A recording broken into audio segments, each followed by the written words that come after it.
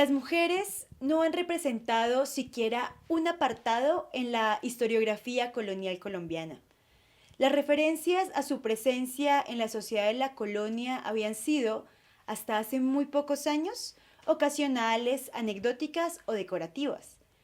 En las primeras décadas de este siglo, se dieron algunos llamados aislados sobre el papel de la mujer en la formación de la cultura colonial, pero sin que estos representaran un giro en el desdén habitual hacia el universo femenino de aquellos años.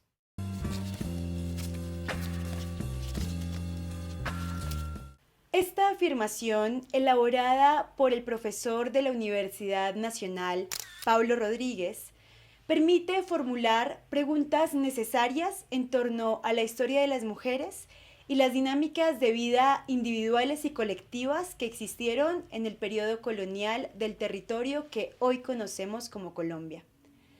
¿Cómo fue la vida de las mujeres durante la colonia en el virreinato de la Nueva Granada? ¿Acaso las mujeres del siglo XVI, XVII, XVIII e inicios del XIX vivieron una mayor desigualdad en el trato y en el reconocimiento de su dignidad si eran negras, indígenas o mestizas? El periodo colonial previo a la existencia republicana de la actual Colombia aún es muy desconocido para personas que no se dedican a la enseñanza o estudio profesional de la historia. Para hacer frente a esa ausencia en la revisión y comprensión del pasado, nos introduciremos en la historia de las mujeres en la colonia, partiendo de su contexto y viendo algunas de las particularidades de este periodo. Aunque los estudios históricos y sociales desde hace varias décadas han realizado esfuerzos significativos para reconstruir el pasado colonial, adelantando investigaciones que visibilizan cómo los sectores subalternos, como esclavos e indígenas, vivieron durante este periodo, no es muy frecuente que en el diálogo cotidiano se aluda a las vivencias y formas en que las mujeres enfrentaron esos contextos. Esta carencia es problemática, porque varios de los rasgos definitorios de la actual Colombia provienen de la colonia.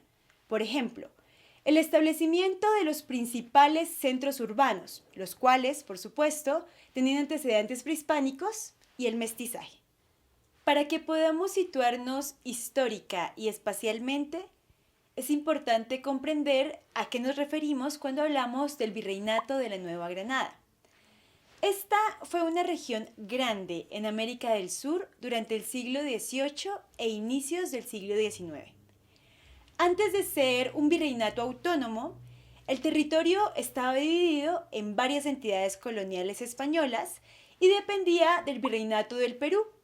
Pero ante la lejanía y dificultades administrativas producidas al tener su capital en Lima, a lo que se sumaba la necesidad de fortalecer el dominio que tenía la corona española sobre los territorios conquistados, se dividen esos territorios y se crea un virreinato independiente en 1717, cuya capital fue Santa Fe de Bogotá.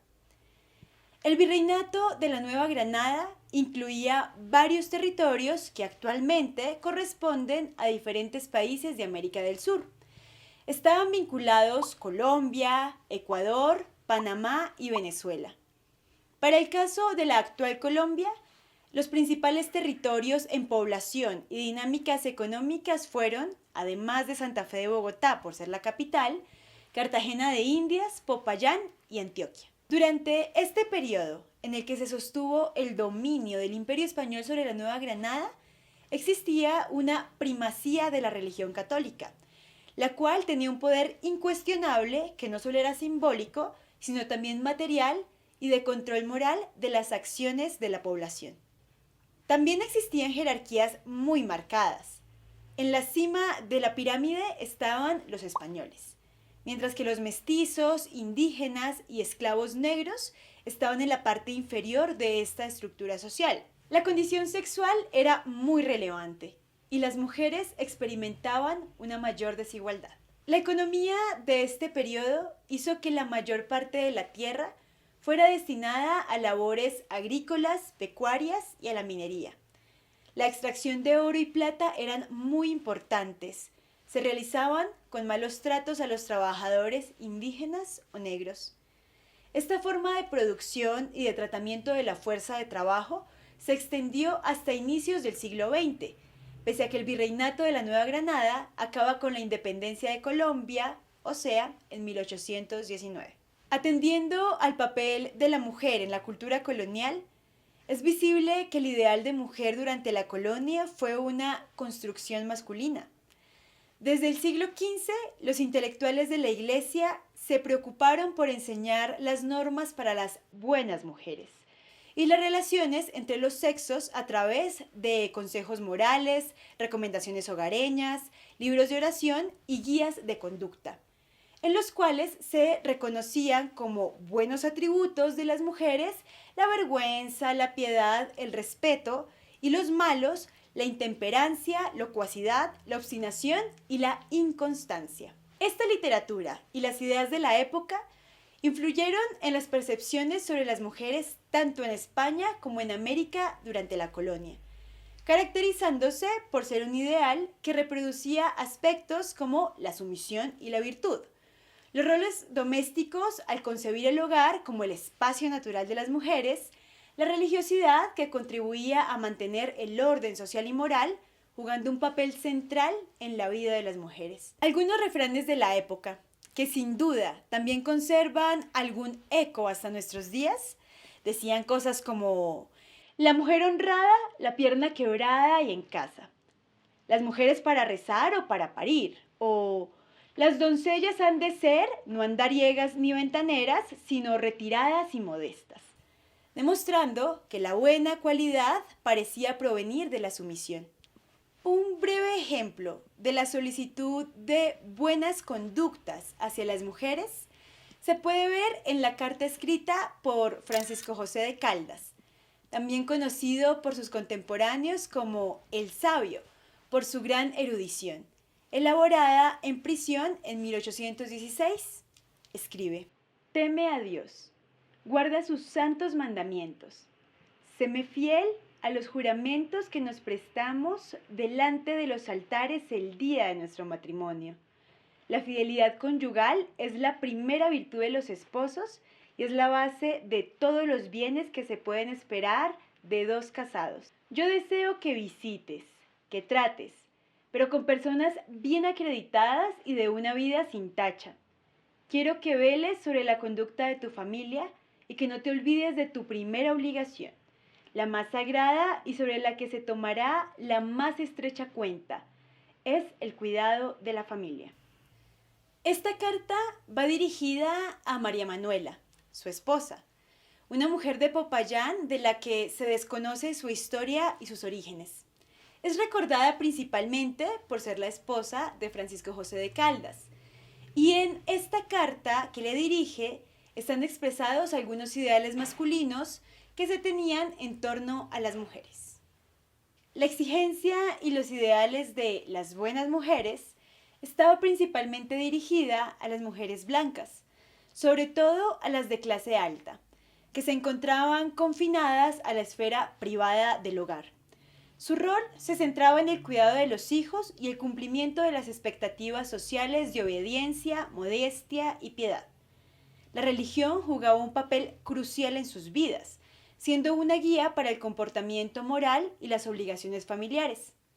El matrimonio era una institución clave, sirviendo no solo como una unión personal, sino también como una alianza social y económica. Las familias arreglaban matrimonios con la intención de mantener o mejorar el estatus social y económico. Las mujeres blancas de familias más adineradas podían recibir educación en conventos o en el hogar, centrada en la religión, las habilidades domésticas y en ocasiones algunas letras y música.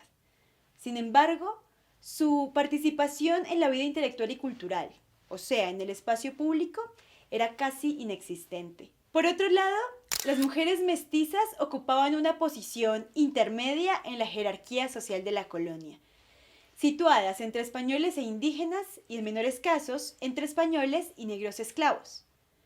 Su estatus y condición de vida variaban según su cercanía a los valores y prácticas de la cultura española, así como su aspecto físico y color de piel. Algunas mujeres mestizas, particularmente aquellas con apellidos españoles o con vínculos familiares y culturales con los españoles, podían alcanzar cierto grado de movilidad social. No todas las mujeres mestizas tenían una condición económica favorable, y aquellas de menor rango, de manera frecuente trabajaban fuera del hogar como criadas, cocineras o en labores domésticas para familias españolas. También existieron mujeres mestizas que se dedicaron al comercio de productos como alimentos o textiles en mercados o calles.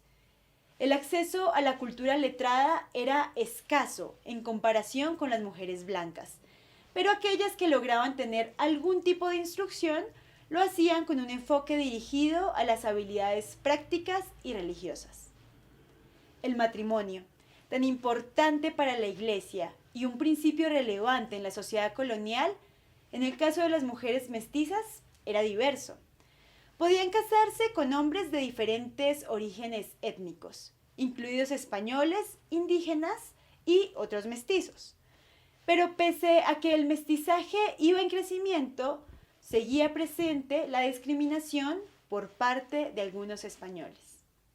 Ante este contexto, es válido preguntar, ¿qué relevancia tenía la condición de clase y raza durante el dominio de la corona española?